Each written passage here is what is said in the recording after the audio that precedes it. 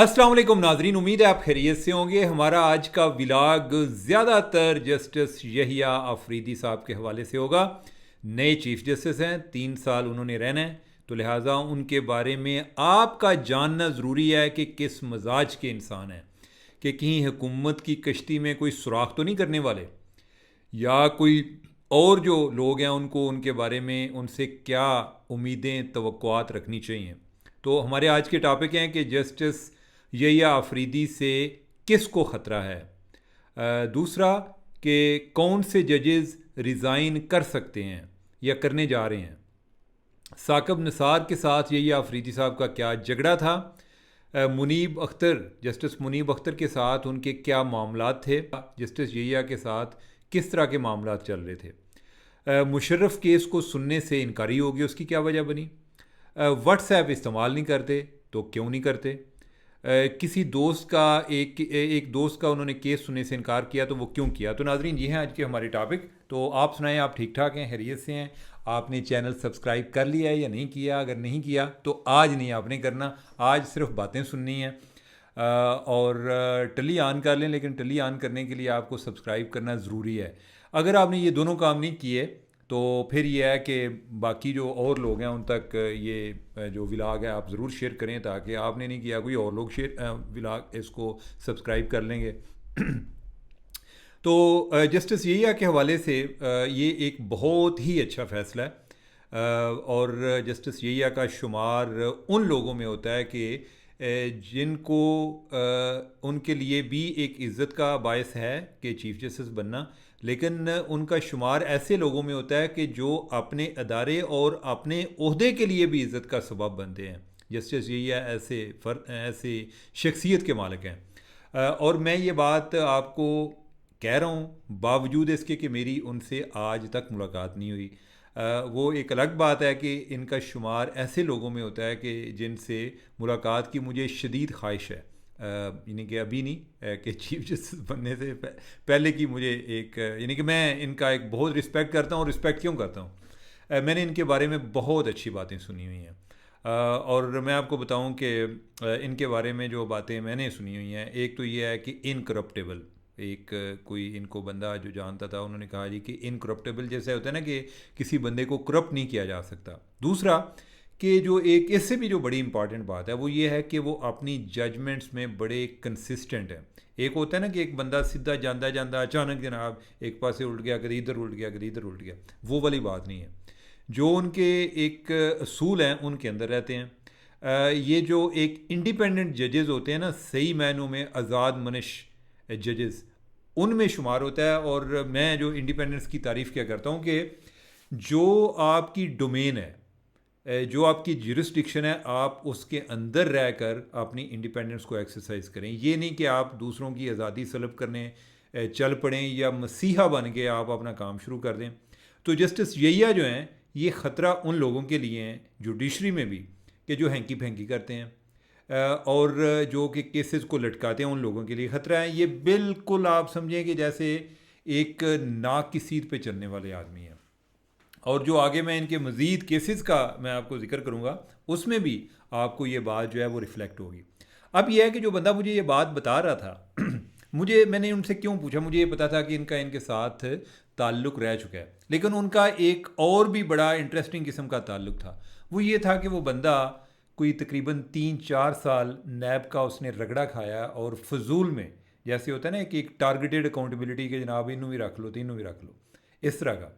और फाइनली उनका केस जो है वो होता हुआ नीचे से होता हुआ ऊपर गया। मतलब ये है कि अकाउंटेबिलिटी कोर्ट से शुरू हुआ और फिर उसके बाद आगे वो मामला जो है हाई कोर्ट से होता हुआ सुप्रीम कोर्ट गया। और वो जब बंदा ज़ेर ताब आ रहा था तो तब से उन्होंने अपने कुछ जज दोस्त थे उनको इन्फॉर्म करना शुरू कर दिया कि मैं जनाब मेरे ना कुछ होने लगा है, यानी कि कुछ हो सकता है। लेकिन जब मामला सुप्रीम कोर्ट में गया तो एक बेंच बन गया। इत्तफाक, हुस्न इत्तफाक, कि उसमें यही अफरीदी जो है वो भी शामिल थे उस बेंच में। बेंच को इतना आइडिया नहीं था, बाकी लोगों को भी इतना आइडिया नहीं था, लेकिन यही अफरीदी जो हैं उन्होंने कहा कि मैं इस बेंच में नहीं बैठूंगा। तो पूछा गया कि क्यों नहीं बैठेंगे। उन्होंने कहा कि जिस बंदे का ये केस है मैं इसको ज़ाती तौर पे जानता हूँ, यानी कि उनको ये भी इल्म था ज़ाती तौर पे जानते हुए कि इस बंदे के साथ ज़्यादती हो रही है।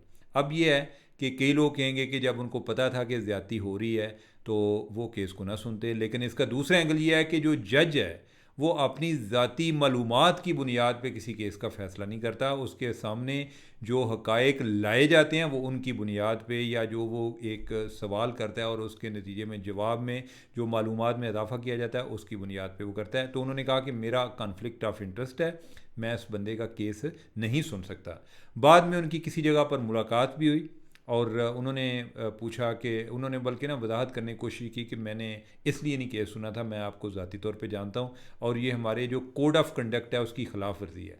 तो आगे अभी वो बात कर ही रहे थे तो जिस बंदे का उन्होंने केस नहीं सुना था उन्होंने कहा कि आपको वजाहत देने की ज़रूरत नहीं है, मैं आपके खुश हूँ, आप एक बासूल आदमी हैं और आपने अपने वो असूल जो हैं उनको इधर भी बरकरार रखा। और वो बंदा कौन था? उनका नाम था फवाद हसन फवाद। फवाद हसन फवाद जो हैं वो मियाँ नवाज शरीफ के प्रिंसिपल सेक्रेटरी थे, बहुत ही ऑनरेबल किस्म के ऑफिसर और बहुत ही काबिल किस्म के ऑफिसर, जो कि एक किसी भी एक जो शोबे के जो का सरमाया समझे जाते हैं या उसके लिए बायसे इज़्ज़त लोग होते हैं। जिस तरह मैंने जस्टिस यहिया आफरीदी का जिक्र किया जुडिशरी के हवाले से, जो फवाद हसन फवाद हैं ये कोई ब्यूरोक्रेसी में भी इनका कोई इस तरह का मुकाम था, लेकिन उनको काफ़ी जलील किया गया इमरान खान के दौर में। और वो बहुत ज़्यादा उन्होंने सफ़र किया, मेंटली भी फैमिली भी काफ़ी सफ़र किया। लेकिन ये है कि उनके लिए यही खुशी की बात थी कि कम से कम उन्होंने बेंच में भी बैठ के ये तो बताया कि मेरा फवाद जो है वो मेरा जानने वाला है, मैं उनको ज़ाती तो मेरा दोस्त है। कई और भी लोग थे जो जजेस उनको जानने वाले थे, उन्होंने ये भी जिक्र करना गवारा नहीं किया, यानी कि वो खैर उस बेंच में शायद नहीं थे लेकिन वैसे और भी कई जजेस उनको जानते थे, लेकिन उन्होंने कभी ऐसा ऑन नहीं किया था। तो इससे आपको अंदाज़ा हो जाता है। मैं बल्कि एक और बंदा उसने भी मुझे बात की, उसने कहा कि मैं मेरे भी जानने वाले हैं और मैं कई दफ़ा उनसे मिलना चाहता हूँ, या यानी कि वो मुझे कहते हैं कि आप मिलें तो मैं कहता हूँ कि अब आप जज हैं इधर सुप्रीम कोर्ट में, मेरा मिलना मुनासिब नहीं। उन्होंने कहा कि मेरी ये बड़ी एक वाज़े पॉलिसी है कि जिस बंदे को मेरा ताल्लुक़ हो मैं उसका केस सुनते ही नहीं, तो जब केस सुनता नहीं तो फिर जो है ना प्यार किया तो डरना गया, फिर मिलने में क्या हर्ज है, ठीक है, वो अदरवाइज़ मैं मिल लेता हूँ, ठीक है। अब जो है जो दूसरा केस मैंने फ़ौजी अफसर के हवाले से आपको बात की कि एक फ़ौजी अफसर ने एक रिटायर्ड और अनफॉर्चुनेटली वो भी नैब के विक्टिम थे, इंतहाई ऑनरेबल आदमी।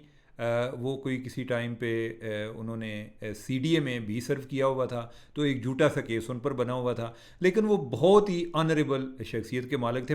और मैं इस बुनियाद पे कह रहा हूँ कि मैं उनको जानता हूँ, उस बंदे की इंटेग्रिटी ईमानदारी के हवाले से मैं उसका गवाह हूँ।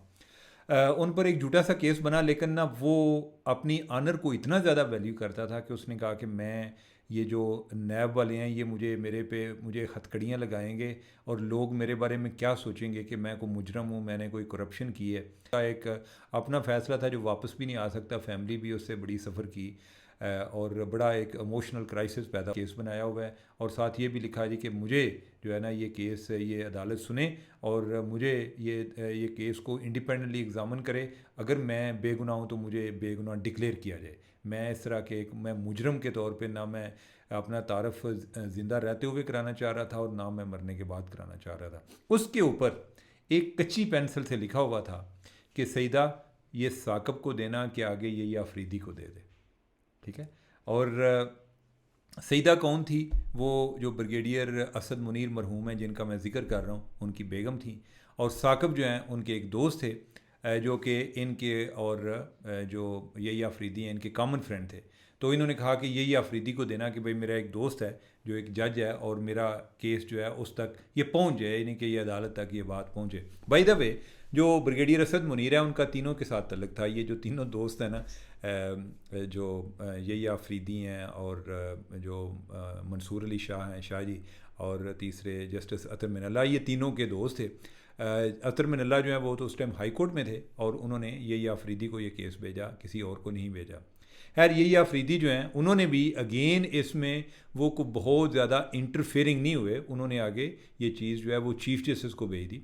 चीफ़ जस्टिस ने खैर इस चीज़ को, इस पे रिपोर्ट वगैरह तलब की। फिर बाद में उनका केस जो है वो ब्रिगेडियर असद का एक एग्ज़ामन भी कराया गया और फिर उनको अकाउंटेबिलिटी कोर्ट ने मासूम डिक्लेयर किया। लेकिन खैर ये है कि वो बंदा इस टाइम तक दुनिया से जा चुका था, लेकिन उनका एक जस्टिस यही आफरीदी के साथ ताल्लुक़ था। अब ये मैंने आपको दो एग्जांपल बताई हैं कि जिसमें वो इवन अपनी दोस्ती को और अपने जो एक अदालती मामलात हैं उनमें भी एक तरह का एक ताल्लुक़ रखने के बावजूद उन लोगों के साथ कितना ये बड़ा इमोशनल क्राइसिस होता है। मैं अगर होता तो I would have been carried away कि यार मैं जनाब किथे अपना कोड ऑफ कंडक्ट बचाता फिरूँ, मैं अपने दोस्त जो है ना इसके लिए तो इंसाफ तलाश करूँगा। मुझे ज़ाती तौर पे पता है कि उसने कोई गलत काम नहीं किया, लेकिन उस जगह पर जाकर भी आप जो है बिल्कुल एक कानून की सीध में चलें, ये एक बहुत बड़ी बात है। यानी कि ये कोई एक आम इंसान या आम जज नहीं कर सकता।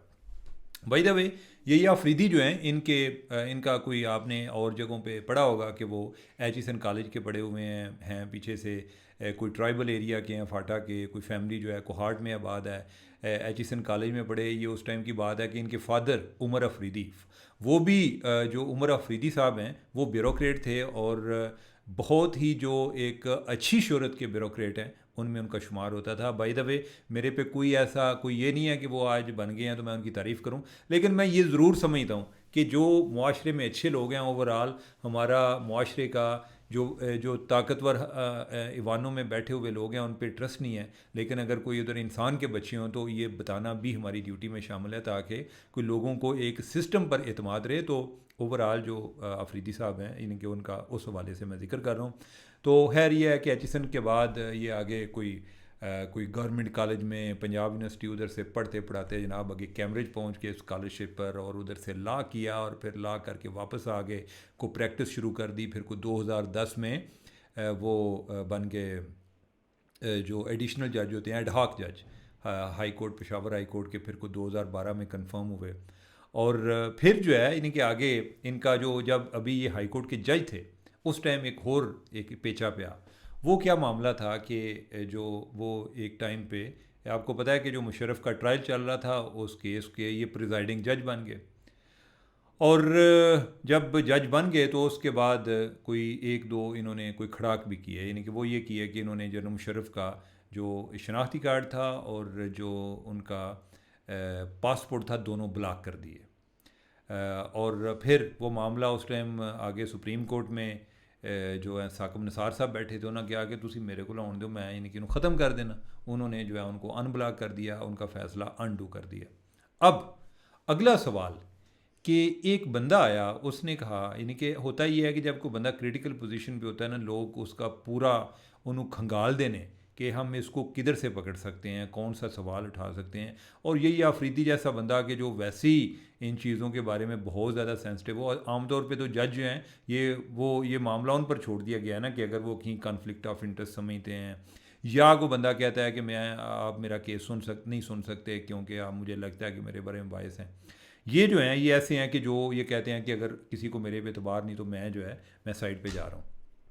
अब इधर भी ऐसा मामला हुआ। इधर क्या हुआ कि एक पिटीशन आ गई, यानी कि किसी ने एतराज़ कर दिया, बल्कि मेरे ख्याल कि कोई वकील ही था, खैर एनीवे, उसने कहा जी कि यही अफरीदी साहब, आपको याद है कि जब 2007 की बात है, आपने उस टाइम जनरल मुशर्रफ के ख़िलाफ़ एक पिटीशन फाइल की थी, ठीक है। तो इसका मतलब है कि जनरल मुशर्रफ के बारे में आपका बायस ऑलरेडी ऑब्वियस है, तो लिहाजा आप तो ये केस सुन नहीं सकते। अब उस टाइम तक यही अफरीदी जो हैं इनको तकरीबन कोई 1.5 साल हो गया था केस सुनते हुए। हो सकता है उनके नॉलेज में ना आई हो सकता है कि आई भी हो तो उन्होंने किसी तरीके से आपको मुतमिन कर लिया हो। लेकिन जब किसी एक थर्ड पर्सन ने ये चीज़ रिकॉर्ड पे ले आए तो उन्होंने कहा कि जी बिल्कुल ठीक है, मैंने वाकई पिटीशन फाइल की थी, आई एम गोइंग। उन्होंने, कई लोगों ने कहा कि यार अच्छा भला केस सुन रहा था, इनको नहीं जाना चाहिए था, लेकिन जो है ना अफरीदी साहब ने कहा कि मैं ऐसा नहीं करूँगा, मैं जा रहा हूँ। वो चले गए। अब जो है जनाब आगे मामला शुरू हो जाते हैं कि उन्होंने आना है सुप्रीम कोर्ट में, और साकिब निसार साहब जो हैं वो कोई बरादरी कनेक्शन और कई और मामला जो हैं वो मिलाते हुए वो लेकर आ रहे हैं। उन्होंने बारी इनकी थी, होता ये है जी कि भाई जो सीनियर मोस्ट है जी, इस टाइम हमने लाहौर हाई कोर्ट से इतने लेने हैं, पेशावर से लेने हैं या सिंध से लेने हैं, जितने भी। तो उन्होंने उस टाइम जो है बारी थी पेशावर हाई कोर्ट की, और ये चीफ़ जस्टिस थे जो ये हैं यही अफरीदी साहब, ये चीफ जस्टिस थे और इन्होंने इनको कहा गया कि इनकी बारी थी, लेकिन उन्हें जनाब उतों एक हीरा चुकिया कोई चौथे नंबर तो सिंध हाई कोर्ट से और उसको इधर ले, और उनका नाम था जस्टिस मुनीब अख्तर। तो इस लिहाज से जस्टिस मुनीब अख्तर जो अभी सीनियर पोजीशन पे बैठे हुए हैं वो इसलिए हैं कि जनाब जो साकम सार साहब हैं उन्होंने उस टाइम जो है ना डंडी मारी थी। अब जो है इसी से मैं रिलेटेड एक चीज़ और बता दूं कि क्या जो कोई जजेस मुस्ताफ़ी हो रहे हैं, कई लोगों का ख्याल ये है कि जिस तरह फ़ौज में होता है कि जब एक लेट से कि एक बंदा चौथे नंबर पे है या पाँचवें नंबर पे है, वो कोई चीफ़ बन जाता है, आर्मी चीफ़ बन जाता है, तो उसके साथ वाले जो हैं जो उसके सीनियर होते हैं वो आमतौर पर रिज़ाइन कर देते हैं। अब जो है जजेस में ये मामला अभी आ रहा है कि उन्होंने उनको ये देखना है कि उनसे दो सीनियर हो गए हैं, वो जिस तरह भी सीनियर हो गया, जस्टिस मुनीब का मैंने जिक्र कर दिया। अब जो मंसूर शाह हैं और जस्टिस मुनीब हैं, क्या ये रिज़ाइन करेंगे या नहीं करेंगे, इसके हवाले से अगर जो जस्टिस यहिया को पूछा जाए तो वो क्या कहेंगे, वो कहेंगे कि इनको रिज़ाइन कर देना चाहिए। क्योंकि ये मैं बात इस बुनियाद पे कह रहा हूँ कि वो ऑलरेडी ये बात किसी मौके पे कोई एक जुडिशल कमीशन की मीटिंग हो रही थी, तो उसमें कोई बकौल इमरान वसीम के उन्होंने ये बात की थी कि जो है अगर कोई सीनियर आ जाए, यानी कि कोई, ये मेरे ख्याल शायद इस हवाले से बात हो रही होगी कि जो हाई कोर्ट है लाहौर हाई कोर्ट, तो उसमें आलिया नीलम उनको जब बनाया गया तो उनके साथ वाले जो जजेस थे, यानी कि उनके जो सीनियर थे वो सुपरसीड हो गए, तो इनका ये ख्याल था कि मेरे ख्याल है कि उनको रिज़ाइन ही कर देना चाहिए। लेकिन ये तो आगे दूसरे की मर्ज़ी है, ये ट्रेडिशन है, ये कोई लॉ में ये नहीं है कि उनको रिज़ाइन करना चाहिए या नहीं करना चाहिए। अब क्या जस्टिस मंसूर अली शाह और मुनीब अख्तर जो है वो रिज़ाइन करेंगे या किसी मौके की तलाश में है, अभी ये चीज़ वाज़े नहीं है। मंसूर अली शाह जो है, यानी कि मेरा ख्याल है कि पहले तो वो वैसे मेरिट पे बात कर रहे थे, अब उनका उनसे तल्लक भी है। मंसूर अली शाह साहब जो हैं ये दोस्त भी हैं आपस में, तो क्या पता कि वो ना करें। और मुनीब अख्तर जो हैं वो भी इतनी जल्दी जाते हुए कोई आई डोंट नो कह नहीं सकते। तो लिहाजा ये लोग उम्मीदें तो लगाए बैठे हैं। ये इसी तरह के जैसे पहले जब इनकी तैनाती हुई थी या तैनाती से पहले बात हो रही थी जी कि अगर यही आफरीदी साहब जो हैं उनकी तैनाती होगी और उन्होंने इनकार कर दिया तो फिर कौन बनेगा। अब जो है आजकल यही चल रहा है कि केड़ा केड़ा जज रिज़ाइन कर रहा है। तो वैसे की कहते हैं लगता तो नहीं, पर शायद हो सकता है कि कोई कर दे, मुझे नहीं लगता कि कोई करेगा। वो कहेंगे कि बजाय इसके कोई 3 साल जो हैं वो गुजार लें इधर। और कई लोग जो हैं उसको एक पावर के एंगल से भी देखते हैं, क्या पता जी को कोई तब्दीली आए तो हम पहले ही भाग जाएं और पता चले कि चीज़ें जो है वो रिवर्स हो गई हैं, जो कि इतनी जल्दी होती हुई नज़र नहीं आ रही। अब जो है अब तो इतना डक्का लग गया, अब तो जो हमारी जो स्टॉक एक्सचेंज है वो भी जनाब इंज छाड़ा मार रही है। आज भी जो है यानी कि उसने कोई काफ़ी यानी कि बहुत अच्छी यानी कि ख़बरें आ रही थी स्टॉक मार्केट के हवाले से भी। अब यह है कि हम जो है नेक्स्ट बात करेंगे वो है व्हाट्सएप के हवाले से। तो क्या जो जस्टिस आफरीदी हैं ये इनके बारे में मशहूर है कि ये टच बटन इस्तेमाल जो है ना एक मोबाइल इस्तेमाल करते हैं, ये जो है ना जिस तरह 3310 टाइप, जो कि देखें ना कैसे मलंग किस्म के या सीधे साधे आदमी हैं कि वो उनके पास स्मार्टफोन नहीं है। अच्छा, ये किस चीज़ की रिफ्लेक्शन करता है? एक तो ये है कि स्मार्टफोन का मतलब ये है कि ना होने का मतलब यह है कि जनाब खुलियाँ गल्लां कर देने। खुली गल्लें करने का मतलब क्या है? इसका मतलब ये भी है कि वो इतने ट्रांसपेरेंट हैं, यानी कि वो फील करते हैं कि I have nothing to hide. तो लिहाजा मेरे लिए यही बेहतर है। दूसरा ये भी हो सकता है कई लोग ये सोचते होंगे जी वो कोई जो आमतौर पे इस तरह के जो मोबाइल हैं वो इतने रडार पर नहीं होते, तो लेकिन अगर वो एक ही नंबर इस्तेमाल कर रहे हैं तो मेरे ख्याल है वो जो है वो एजेंसीज़ जो हैं इनके आमतौर पे वो डरती हैं कि इस तरह के काम हम ना करें कि जजेस के फ़ोन टैप ना करें। लेकिन जो हो सकता है कि यानी कि मेरा नहीं ख्याल कि अगर वो एक ही नंबर इस्तेमाल करते हैं तो वो इसलिए करते होंगे। इसका मतलब मुझे तो यही समझ आई है कि जैसे बंदा कहे कि भाई I have nothing to hide और मैं मलंग सा आदमी हूँ, अगर कोई किसी ने बात करनी है, मैंने चलना है एक नाक की सीध पे और कानून की एक मुताबिक चलना है, तो उसमें मेरे लिए कुछ छुपाने वाली बात नहीं है। तो नाजरीन ये हमारी गुफ्तगू है और मेरा ख्याल है कि आपको पसंद आई होगी। तो फिर मनु इजाज़त है। अल्लाह हाफिज़।